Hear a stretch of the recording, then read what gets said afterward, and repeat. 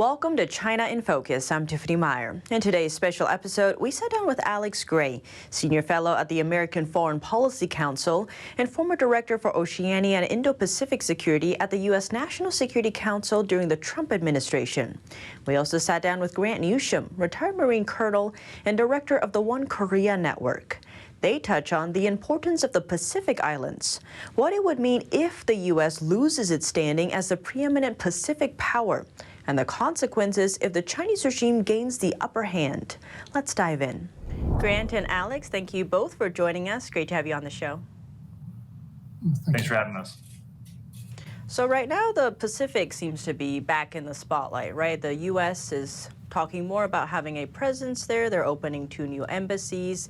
And the vice president also mentioned recently they're asking Congress for $60 million to help the islands there. So with all this focus happening, part of that seems to come with the Chinese regime also having a big focus on that area. So why is it so important? Maybe, Alex, you can begin. Sure. Well, thanks for having me again. And I think the strategic rationale for why the Pacific Islands matter for the United States is relatively clear, and it's been consistent going back to the early years of American history. We fought multiple wars in the Pacific for this reason, and it's simple. If you want to get from the West Coast and from Hawaii, whether it's commercial, economic shipping, or it's military, you're going to have to transverse the Pacific Islands. You're going to have to go across the Central Pacific and the North Pacific. You're going to have to go through the Micronesian Islands. If you want to get to the Korean Peninsula, if you want to get to Taiwan, if you want to access the markets of Southeast Asia, if you want to resupply U.S. forces in Korea, all of that requires unimpeded air and sea access through areas that are within range today, missile range and aircraft range of major Pacific Islands. And so if we have a Chinese base or an access agreement in places like one of the Micronesian Islands, or in a place like Vanuatu or Papua New Guinea or the Solomon Islands, you go down the list of places, there's going to be a significant danger to the ability of the United States to operate freely and independently in the Indo-Pacific. And that's a military threat, and it's an economic threat. And so, Alex, you mentioned unimpeded waters. And so, Grant, Mark Milley recently on his trip to Indonesia mentioned how there's been a significant increase in the number of aircraft and ships that the U.S. and allies have intercepted from the Chinese regime. So how does that all play into the strategic importance?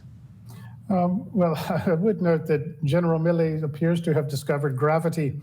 Actually, the Chinese have been doing this for a good decade plus in the region. And they've been harassing and interrupting and interfering with our ships, with our aircraft for a good long while. It hasn't just started. And maybe there's been an uptick, but no, this has been a problem for an awfully long while. It's nice to see this finally getting some attention. And that's the point here, and maybe the real significance of General Milley's comments.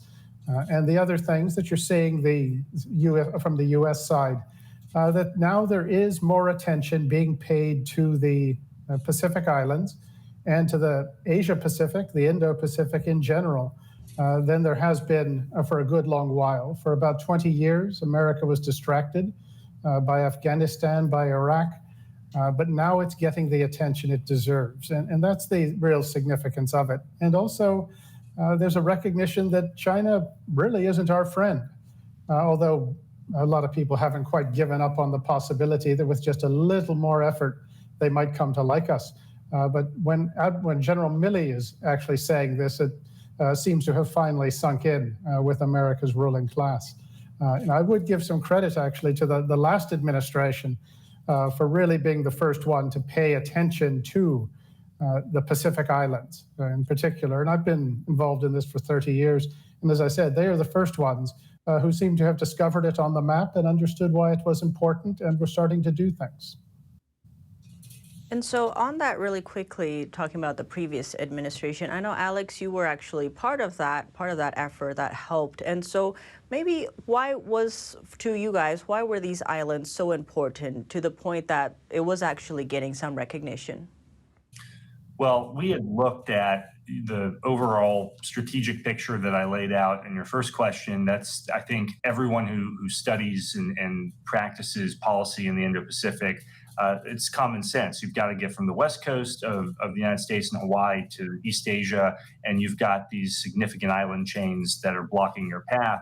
So you've got to be cognizant of who has access and who has the ability to keep your access, to deny your access. So that, and what, we knew that strategic logic going in, but then you start looking at what are the Chinese doing specifically in so many of the islands of Oceania and throughout the Pacific.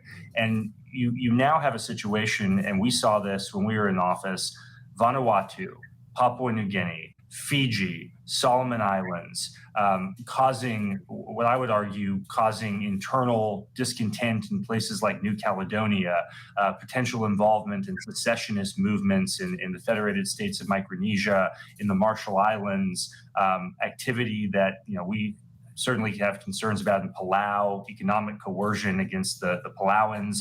You can go, the list goes on. I mean, there's really very few places in which they were not engaged in some sort of coercive or outside influence activity.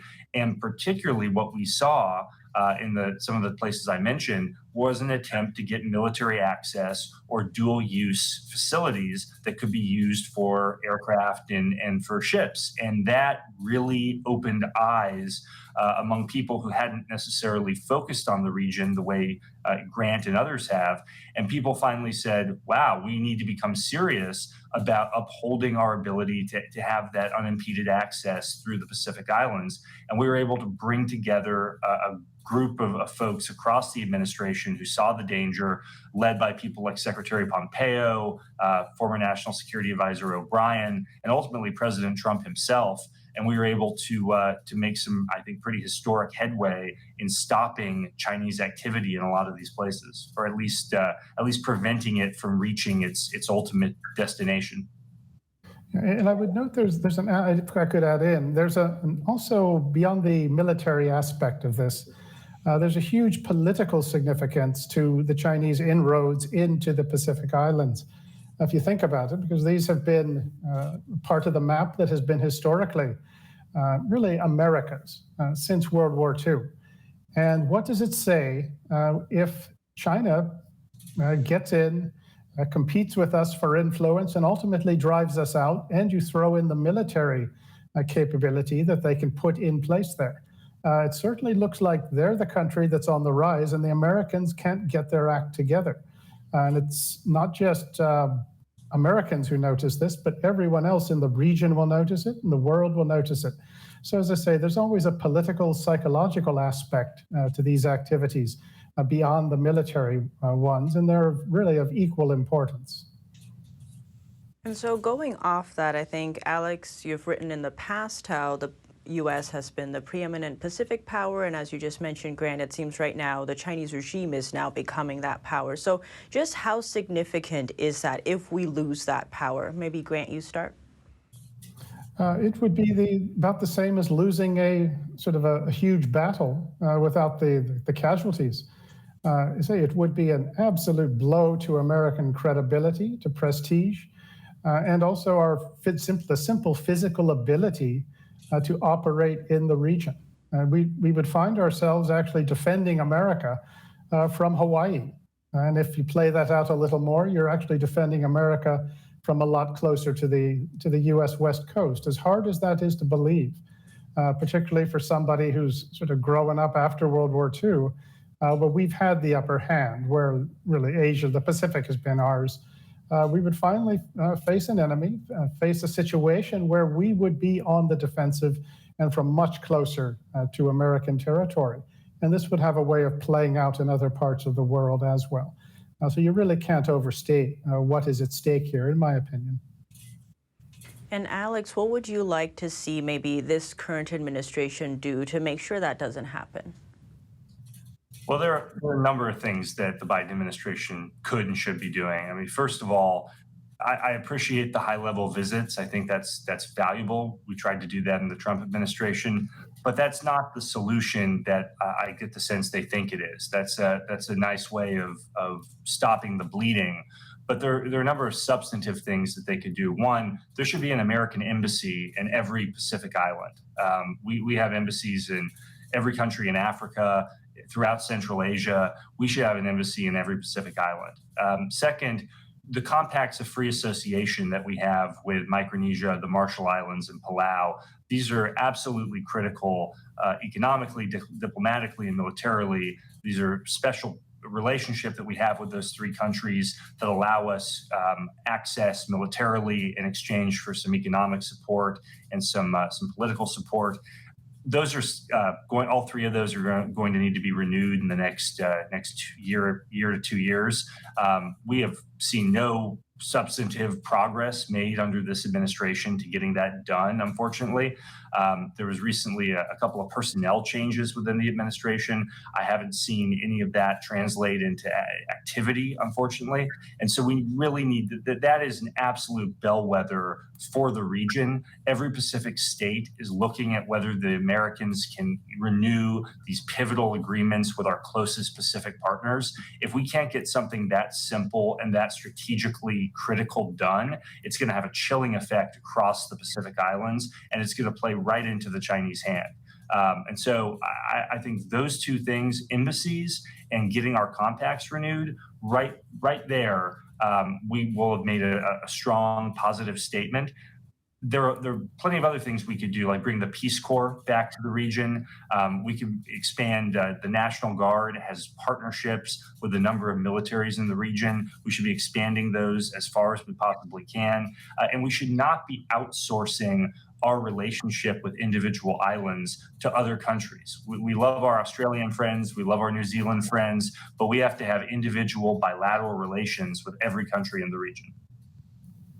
I want to get to the Solomons, but first on the kind of drills and humanitarian aid part. I think, Grant, you've mentioned in the past the importance of working with, say, Taiwan, for instance. Right now, Taiwan's having a lot of drills on their own island in preparation. So what would that look like if the U.S. were to do, say, humanitarian drills with Taiwan? What I would recommend, and I and some others have been pushing for a long time, is to have the Taiwan Navy and Marines, their amphibious force, get out to Guam, Saipan, and do humanitarian assistance, disaster relief training with the U.S. forces. Get the Japanese in on that as well. The Australians might join. And there you've served a purpose of actually breaking the Taiwan military out of this 40 years of isolation. And there's still a few countries in the Asia Pacific that recognize Taiwan. Those would be places you could operate as well. And as Alex said, that you've got to be there. And put simply, if you look at U.S. strategy and activities in the region, if you're not there, you're not interested. And there's been a tendency to think that if we just pitch up with a 3 or 4 star admiral or general, and he meets the president or the chief of the military they've got, and then they have a nice tea and they go away, that somehow has solidified our presence. That's not the case. The military does something similar where they're very active in the region, our military, and they go and they put on an exercise, show up somewhere, have a goodwill visit, and then they're gone. And now who is there all the time? It's the local Chinese businessmen, the Chinese shopkeepers, the Chinese diplomats who are there in numbers just about everywhere, and they're very clever. They are effective. So the presence is really what matters. And I would be delighted if, say, foreign service officers were lined up to get that posting in the Federated States of Micronesia rather than Vienna with its nice European coffee culture. But the presence really does matter. And if we don't do that, it doesn't matter what we say, that people are going to look at it and say, well, yeah, you're really interested. I know you come once in a while. We've got friends as well. We mentioned Taiwan, but the Japanese could be very useful in the region. They already are, but there's more they could do. The South Koreans, the Indians, be very effective, particularly on the economic front. The Australians as well. And getting these partners who have an interest in the region, who have a presence, who do things there, put it together in a systematic campaign plan, and that would be a very useful challenge to what the Chinese have going, because so much of what Chinese influence depends on is a vacuum. And by a vacuum, I mean there's nothing to challenge it. There's no alternative for many of these countries. And they will tell you that. You'll hear them sometimes say, look, we're not doing this by choice, but what other options do we have? And that's where the Americans and the free nations need to provide them with some options. That's all for today's China in Focus on YouTube. And for those watching our full episode, we'll be continuing our discussion with Alex Gray and Grant Newsham after the break. They'll touch on the significance of the Solomon Islands and other presences in the Indo-Pacific going forward. The full episode is available on our partner platform, Epoch TV. To sign up, click the link down below. Thanks for watching China in Focus. I'm Tiffany Meyer, and see you soon.